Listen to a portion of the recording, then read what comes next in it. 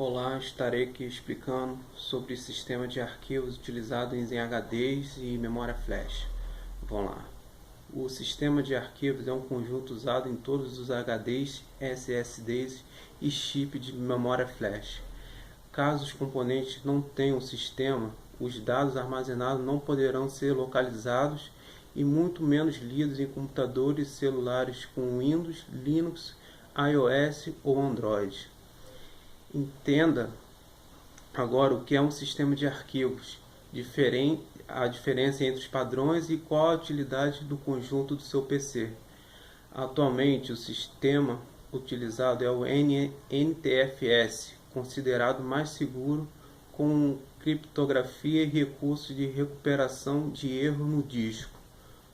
O que é um sistema de arquivos? Na prática, o sistema de arquivo File System, do inglês, é um conjunto de estruturas lógicas, ou seja, feita diretamente via software, que permite ao sistema operacional ter acesso e controlar os dados gravados no disco.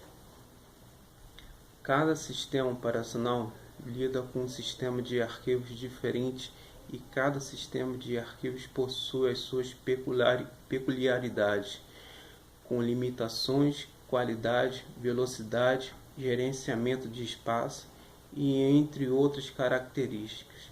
É o sistema de arquivo que define como os bytes que compõem um arquivo serão armazenados no disco e de que forma o sistema operacional terá acesso aos dados.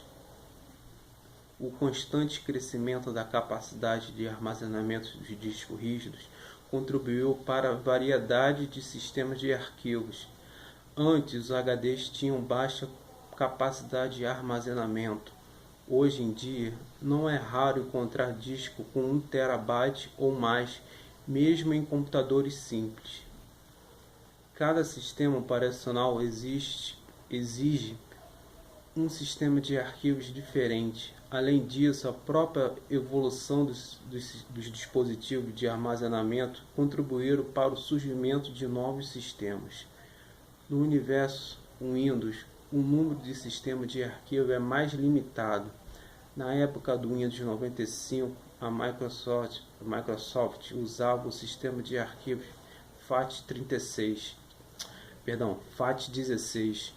Devido às suas limitações, foi substituído pelo FAT32, que anos depois foi substituído pelo NTFS. Este é usado até hoje e se estabeleceu devido à sua flexibilidade. Já no amplo universo Linux, onde é possível encontrar uma enorme variedade e distribuições, o leque de sistemas de arquivo é bem maior. Os mais usados são ext3 e ext4, bem como Razer FS, também há o XFS e o JFS, menos conhecido. Se você é usuário comum, provavelmente nunca ouviu falar nesse sistema de arquivo, porém são bastante usados em servidores, que em sua maioria usam sistemas operacionais baseados em Unix. As primeiras versões do Windows usavam um sistema de arquivo chamado FAT16. O nome FAT deriva da sigla inglesa File Allocation Table. Esse sistema de arquivos possui uma tabela que serve como um mapa de utilização do disco. O numeral 16 deriva do fato de que cada posição do disco utiliza uma área variável de 16 bits. O FAT16 trabalha com setores de alocação, também conhecidos como cluster. Cada cluster tem um tamanho específico, dependendo de sua capacidade total do disco rígido. O grande problema é que este padrão não lidava com os discos maiores que 2 GB e os clusters eram muito grandes e acabavam ocasionando um desperdício de espaço. Para diminuir o desperdício, foi lançada uma atualização chamada FAT32. Este sistema de arquivos passou a ser usado no Windows 95 até o Windows ME. Nele, o tamanho do cluster é menor, desperdiçando menos espaço. No entanto, o padrão 32 trazia outro problema. Era muito lento. Em geral, era 6% mais lento que o sistema FAT16. Para completar a lista de desvantagens, em discos formatados com um sistema de arquivos FAT32, não é possível ter partições maiores que 32 GB. Para piorar a situação, o sistema é incapaz de reconhecer arquivos maiores que 4 GB em sistemas FAT32. Além disso, é totalmente inseguro. Qualquer pessoa com acesso ao disco pode ler todos os dados e arquivos. Para resolver todos esses problemas, foi criado o sistema de arquivo NTFS, New Technology File System, nova tecnologia de sistema de arquivos. O NTFS é mais seguro, possui recursos de recuperação de erros no disco, suporte para disco rígido de maior capacidade, suporte à configuração de permissões e criptografia. A partir do NTFS foi possível configurar permissões para cada tipo de arquivo. Isso impede que os usuários sem autorização tenham acesso a determinados arquivos em seu computador. Além disso, o padrão não usa cluster, portanto não há desperdício de espaço.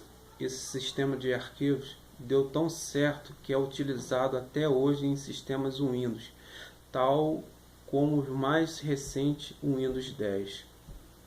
Agora eu vou falar do sistema de arquivos usado em Linux, que é o ext2 e o ext3. O ext2 foi projetado e implementado para corrigir as deficiências do ext1 e promover um sistema que respeitasse a semântica Unix.